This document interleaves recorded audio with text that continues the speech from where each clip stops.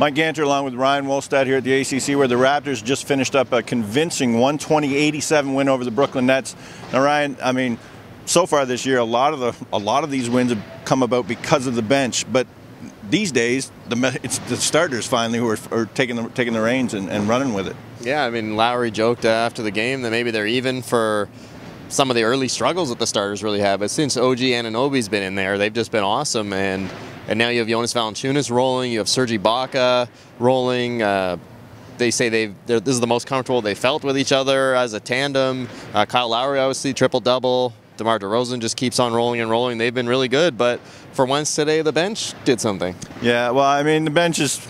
When you say did something, I mean that second quarter was pretty bad, to be honest. Bad in the second quarter. Yeah, I mean they're still struggling. I mean they did it without CJ Miles, which is going to have an effect on a team. And they also, reintroducing DeLon right back into that unit. So I mean there's going to be some hiccups, but that's about 4 games in a row where the bench hasn't really been. Sorry, 3 games in a row where the bench hasn't really been what they have been. What are you seeing from them right now?